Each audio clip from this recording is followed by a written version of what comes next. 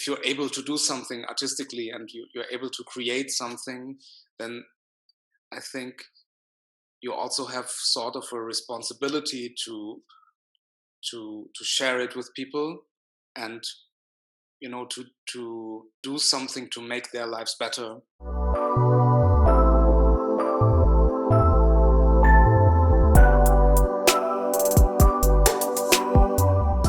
He's played music for film scores like Girl with Yellow Boots. He has over 60,000 monthly Spotify listeners, and you may know him from his songs Sri Lankan Summer or Voodoo Guitar. Please welcome Max Clouth. Hi. Hi, how are you doing today? I'm good. I'm good. It's really cold here in Germany, but I manage. Yeah, yeah.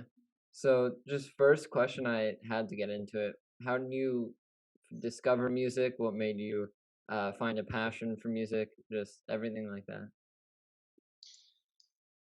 Um, um, uh, my mother made me learn guitar when I was little, and she thought that I was kind of a loner. So her thought process was he needs to learn an instrument that he can play by himself, that makes sense, without being Yeah, accompanied yeah. by another instrument. And probably she was right. So I started learning classical guitar when I was 7, and then at some point I discovered electric guitar. Hmm. And, yeah, that was that. Yeah, yeah. Awesome. And so, like, I guess from there, like, it seems like you started out pretty young. Was it sort of music from the start, or was there anything else you thought you might have wanted to do in life? Actually, I wanted to become a painter, Oh, yeah. like a painter in the sense of like, I don't know, Van Gogh. Yeah, yeah. And that was something that I was really serious about that for, I think, 4 or 5 years, like from 10 to 16 or something. Hmm.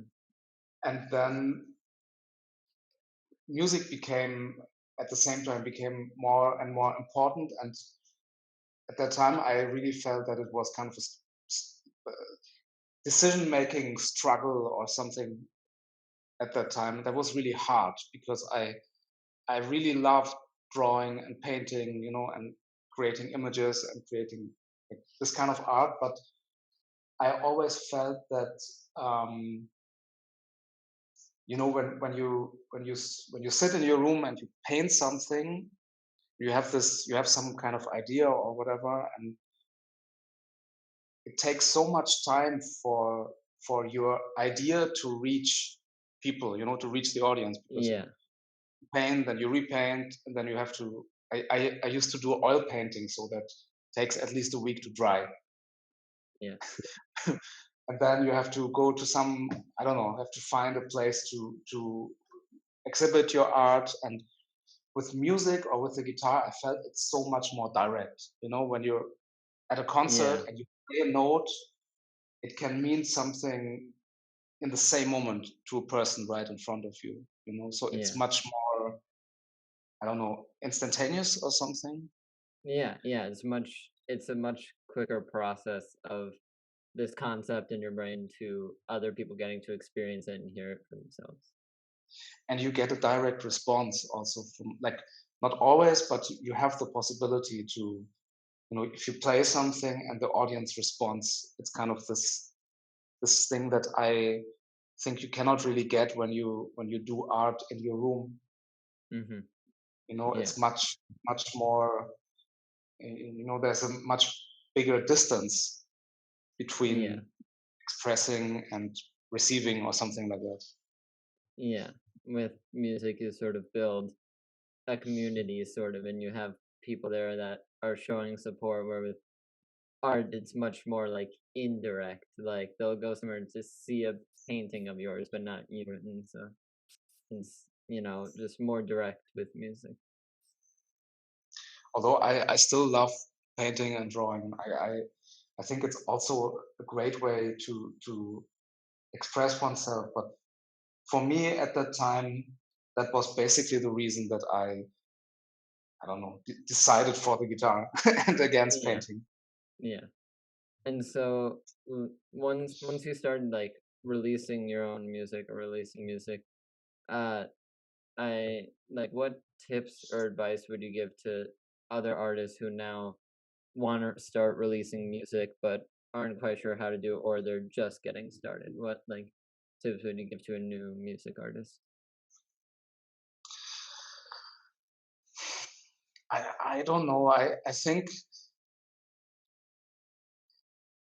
with social media and Spotify and platforms like that, it's becoming at the same time it's becoming easier, and there's less of a there it's becoming more democratic in a way, that Yeah, you can. you can share it more easily. Yes, but at the same time, personally, I feel that especially Spotify is something that really, I mean, it's almost like stealing content from the content creators. Yeah. What That's do you because the royalties that you get there are so, you know so low? Yeah. it's so crazily low that, and I mean, you cannot afford to create music, to release Yeah. music on Spotify. Yeah, you need like at the start of making music, you have to sort of get the money from somewhere else to do it. And then maybe if you hit like a big level, that can help pay, but for the most part, like it almost costs money to, make more music or to even just release your music and get it out there. Yeah, but with this album with Dan Bay, or actually there are two albums, one has just come out last week. Um, so with this project, that's one of my releases that are really successful on Spotify. So they Yeah. have like, I think more than 1 million plays, which I think for me being a jazz musician, that's really a lot, Yeah. you know. Yeah. But I think the all in all, the total amount of money that I got for that was maybe, I don't know, $600, Yeah. So it's which is, really yeah, it's crazy. yeah. It's like less than 500 euros, I think, today. So that gives you, like, in Frankfurt, the rate for a studio day is 500 euros. Yeah. So And that's kind of, yeah, I think that's really problematic, especially for young people. yeah, because it, you know, that's a big problem with it, like, a lot of new artists can't afford the nice equipment or the studio time, and so they, like, get GarageBand on the computer or something like that, or start, like, putting it out on TikTok, and that's how they get a start, and so, yeah, so it seems like the music industry just has to maybe find some way to better compensate or better pay artists. I hope. I hope so, because otherwise I think it's kind of a development that leads to less quality because people cannot afford quality. And honestly, that's not really a world that I want to live in, where art, the artists cannot afford to make their art as good as they want Yeah, them to. Yeah, I yeah, don't know. It's a strange thing, but I think for young artists, I don't know. I think you have to use social media, but I personally feel that there's nothing that can replace, you know, direct interaction and communication with your audience. That you yeah. can maybe augment that with social media and newsletters and all that, but actually, I think you have to have It's some not like kind the of. real thing. I think you have to have a personal relationship in some way with your audience. There's Yeah, nothing that can replace that. yeah. And with the music on top of Max Clouth on top of your solo work, you also released music with your group Ragawerk. What's the story behind that? How did that come to be? What's the difference between the two music styles? Just give us everything you can about Ragawerk. So Ragawerk um, is basically my main live playing group. So Mhm. it's kind of I don't know, I don't like to label music, but probably you would say it's sort of a jazz rock kind of Yeah. group. And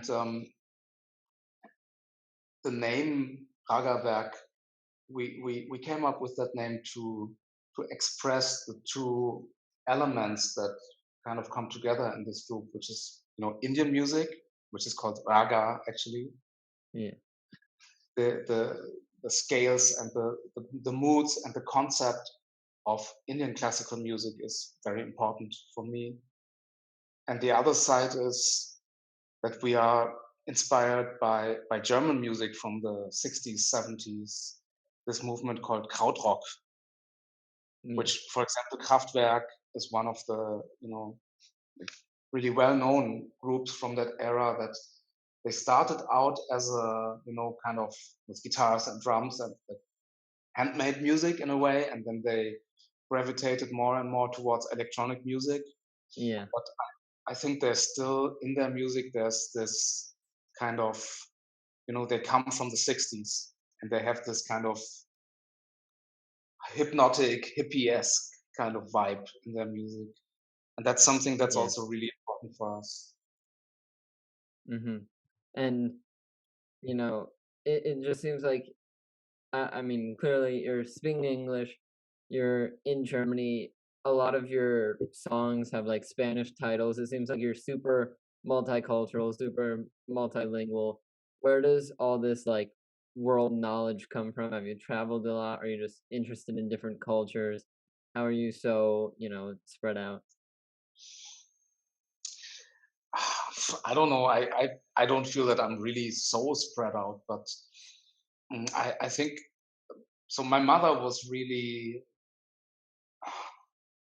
culturally inclined or something. So she was into art and music, and she loved Egypt, Egyptian art. And when I was Yeah. little, it was still relatively safe to travel to Egypt. So I went there as a little kid and went into the, you know, pyramids and and I was lucky enough to spend a lot of time in India also. So I learned something about Indian music in India, which was for me was really amazing. And I think, yeah, I think I met a lot of I met a lot of the right people at the right time in my life. Yeah. Thank God. Yeah. And of those people, maybe it's someone in your family or another like music artist. Is there someone that just sort of inspires you the most in life or like really helped shape who you are? Um, I obviously I love guitar players a lot, and Yeah. I think the first guitar player that I really liked was Noodles from The Offspring. I don't know if you Hmm. still know that. So it's a punk band. Yeah. Yeah. I've heard some of their stuff. I listen to some of them. So Yeah, yeah. and I like NoFX. Eric Melvin. He's amazing, and I really love the music of Jimi Hendrix because for me is he's the person who kind of invented electric guitar as an instrument. Hmm. Like to really use all the possibilities that electric guitar has. Just not just an amplified, louder version of an acoustic guitar, but it's an instrument of its own. Yeah. So that was really amazing. And I love John McLaughlin. Mm, and I like most guitar players actually. Whenever I hear guitar, I like it. But I think these are the ones that influenced me the most. Hmm. And yeah, I guess throughout your career, I think you started off sort of releasing music for yourself, but now throughout your career, you've been signed to a lot of different record labels. What differences do you see between releasing music yourself and signing with a record label? I actually did only one album really by myself, so that was Yeah. kind of a solo guitar, acoustic guitar with nothing else album that I recorded in India, and then I just made CDs out of it and sold it on concerts and sold it through my website. But then we wanted to make a real release. So we recorded music and we got in touch with this record label from Frankfurt, which is called Bellaphone. It's really old. It's from the 50s, I think, and they've they've done a lot of like really important European, German, and European jazz albums back in the day in the 70s. And they're still there. So I'm kind of working with them for 7 years now, Yeah. and that's one. And then with Ben Bay, with the electronic music that I do, we are signed to this label from Miami, which is called Vayu Records, and they are really, as far as I can see, they are really good, well connected in the electronic music scene. So Yeah. that's, I think, it's kind of a different community with, as far as I can see, there are somehow different rules, and the the codes, the way that people interact and communicate is a little different from what I know from my jazz surroundings. So I think it's really helpful for this project to have a label that kind of guides us in this Yeah. kind of scene. Are you a music artist trying to find a way to get your music on as many streaming platforms as possible? Then check out DistroKid. DistroKid is a super user-friendly and super easy-to-use service that will make your music available in stores like Spotify, Apple Music, iTunes, Amazon Music, YouTube, Snapchat, everything. Everything you could imagine, it's available. People will even be able to add your songs into their Instagram stories. DistroKid helps you with the distribution, monetization, and promotion of all of your music. Use the link in the description of this video for 7% off any DistroKid package you want. Pick from musician packages designed to help artists get their own music out there, or even get a label package where you can manage up to 100 artists from one profile. So that's more for like managers, labels, and you can also get the musician package that I mentioned earlier, which is more for artists, producers, things like that. And super easy, and you can get 7% off any package right now with the link in the description of this video. So once again, if you're looking for a way to get your music on as many streaming platforms as possible, I'm talking any platform you can think of, get DistroKid and get 7% off right now with the link in the description. Back to the program. You mentioned like working with other people, collaborating with other people. When you do that, or just when you're coming up with music in general, what is your creative process look like? How do you go about coming up with a new song? It's it really depends. When I write for myself, um, I think it's kind of, I try to define an emotion Yeah. that I want to express through music. I try to really,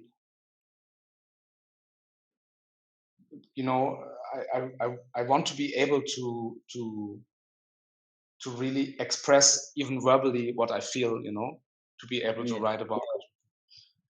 And then for my own music, it's also I think a lot about colors when I write music. So for me, I feel that different scales or different keys, for example, like C major and I don't Yeah. know G minor and all that. For me, that's connected to colors. So, Mm-hmm. for example, when I think about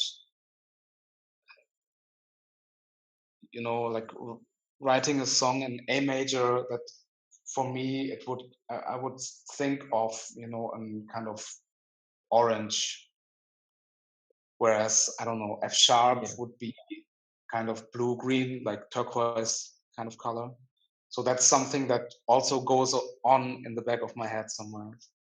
Yeah. That's when I Yeah. write alone, and when I write with other people, I always try to mm, I try to play something and see how they respond, and see if there's kind of some kind of meeting point in between, because everybody has their own.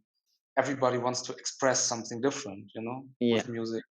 You have to find out where you can meet, like he Yeah. wants to say this and I want to say this, and if we're lucky, then there's kind of a possibility to lock. You find a meeting point, a middle point. You try to find like a good in between of the two messages you want to send. Yeah, and that I think working with other creative people, I guess, is mostly about communicating well and being Yeah. open and being also very respectful with another person and they have everything comes out through music, one's history, the mood Yeah. of the day and the mood of the phase of life you're in. It's all, and you have to be really, I think, sensitive with that. Yeah. And so with like the music you've released so far, you have a very unique sound, of trying to fuse all these different styles together. Do you think of any like one song that really shows that off, or that like if someone, like, let's say, didn't hear of your music and was like, what does Max Clouth sound like? Do you have a song that you could show them and be like, this is my sound? I think the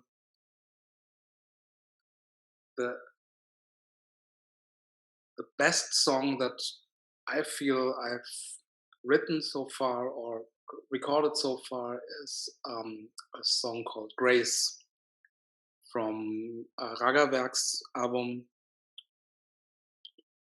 It's I think the third piece on the album, and it's I'm playing acoustic guitar on that, and it's with a string section, and it's nothing flashy. It's a very um, slow, simple song, but I think that's the most intense piece of music I've played so far. What are you looking to gain from music? What level do you want to reach with your music, I guess? Level, I don't know.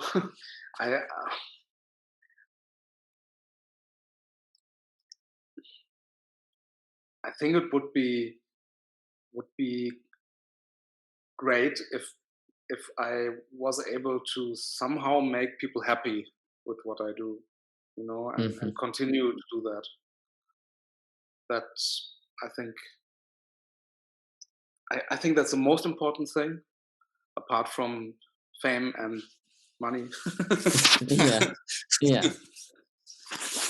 Yeah, but honestly, I think music has somehow, or I think art in general is I feel it has kind of there's a social dimension to it, like that.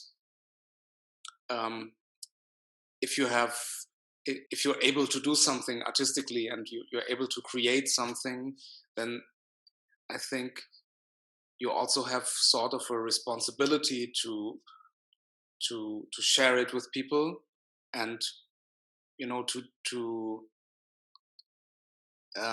I don't know, to do something to make their lives better. I don't know a better way of saying it, but to give them some, like, give people who want to listen to your music or want to look at your art, people that follow you, you have sort of a responsibility to I don't know, to make their lives better in a way, as much as Yeah. you can. And so it seems like you just want to use your music to help others, and as long as you're doing that, you're happy. Apart from fame and money, of course. Yeah. Yeah. Yeah. And Of course, so, I would like to. Of course, I would like to play more concerts to more people and get more money for it. But I think that's obvious. That's the yeah, same everyone situation wants we're that. all in. Yeah. Yeah. But I think, if I, if I had to play music that I don't believe in to be able to have this kind of success, that's something that would not make me happy for sure. Mm-hmm. If I had to do something that it's not really authentic for me, if if that was the price that I would have to pay to be famous or rich, or that would definitely make me unhappy. Yeah. Yeah. And so I guess for you, I I think you kind of already answered this with your song Grace. Is there a song you made that's your favorite that you just really have like a special connection to in any way? A lot. The track that you mentioned, with Danbei, Sri Lankan Summer, I'm Yeah. really, really happy with that.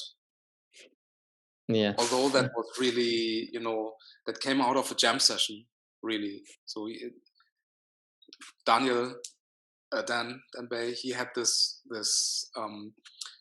So he creates beats and textures out of instruments that he records. He has this collection of percussion stuff, small stuff that he records, Yeah. and he always does field recordings. So whenever he's somewhere and it sounds interesting, when he starts recording, and he had this rhythmical beat kind of texture that is there in the beginning of the song, and I just started playing guitar to it, and played whatever came in my mind, and that ended up being the song. So it's kind of a very spontaneous thing, but I'm still very happy with it. Yeah. And also with Grace, I'm really happy with this piece. I made an album called Lucifer Drowning in the Sea of Light. I don't know if you came across that one. Yeah, I didn't get the chance to listen to it, but I saw the name while I was like trying to learn more about you. Yeah, so I'm still very happy with that too. So this one is with acoustic guitar plus electronics. So it's a friend of mine who plays modular synthesizer, Yeah. and cello. So it's kind of a very unusual combination of instruments. And yeah. And so it seems like with a lot of your music, you work with Dan Bay a lot. How did that connection first start? How did you first meet Dan and start jamming out with him? I went to his concert. Yeah, I and went to you, his concert, yeah, and I told him that I wanted to work with him, and that I was really interested in, me being a guitar player and being a jazz musician, to get to know more about, people from the other side, people from the electronic music side, how they work, and if there was a way to to combine these two concepts. yeah, Because I still feel that the electronic music world and the instrumental, I don't know how to call it, instrumental music world, they are really different. The the ways that people think about music is so different. Yeah. I think you make electronic music yourself, do you? Yeah, so I do a lot of electronic like computer stuff, and I'm starting to learn other genres because I'm definitely interested in that, but my start was in very like electronic lo-fi sort of music. So Mm-hmm. yeah. And for I guess, this coming year coming up, what can we expect from you music wise? Do you have any albums, projects coming out? Anything you can like give us a sneak peek at? You can do now. I recorded new music with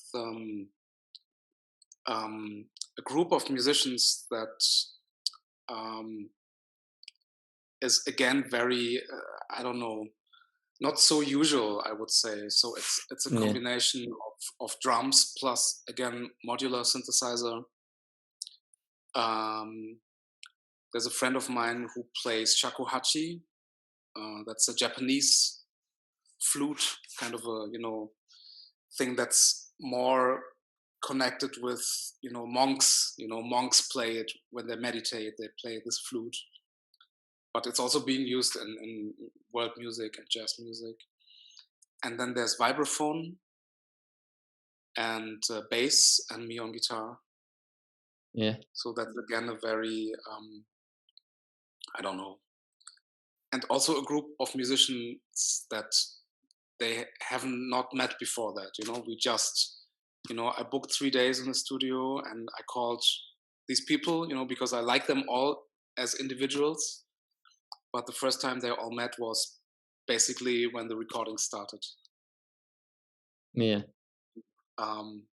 So I think that's going to come out sometime in next year. Yeah. Well, I'm very excited to hear that and hear anything else you have coming up. Those are all the questions I had for you today. So thank you so much for coming on. But and social media, music, anything you want to promote, where can people find you online? Well, I'm not on TikTok deliberately, but I'm on Facebook and Instagram. Mm-hmm. I'm not very active there, but if people want to, if you want to find me, you can find me there. Yeah. And you can find me on my website, maxclouth.com. Yeah, I mean, I'm always very happy when people people just drop me an email. That's always really cool when somebody who heard music somewhere, in whatever part of the world, they just write me. That's always so cool, because then I feel that it means something to them. Yeah. Yeah. Well, yeah, that's awesome. It's awesome that you've found a way to see the connections you make or have a way that people can reach out directly to you and express how much they like your music. Yeah, I always like to get in touch with people, and for me it's also it's really interesting to get to know how people how they perceive music. Yeah. And what it means to them, or like it's because I sometimes we play in India. Yeah. We tour in India, and playing music that is kind of inspired by Indian music is always. The first time I was really scared, because I thought that me being a European musician, and playing Indian music in a way, that Indian audiences may feel that it's kind of, I don't know, not good enough, Yeah. or not Wrong. Yeah. respectful enough towards their culture. And it was really the opposite, people, they really like having, you know, a new, fresh kind of perspective on their own culture. Yeah. Yeah. Well, that's awesome. I'm excited you found your own sort of like niche or your own sort of sound. And yeah, I can't wait to see what comes next for you.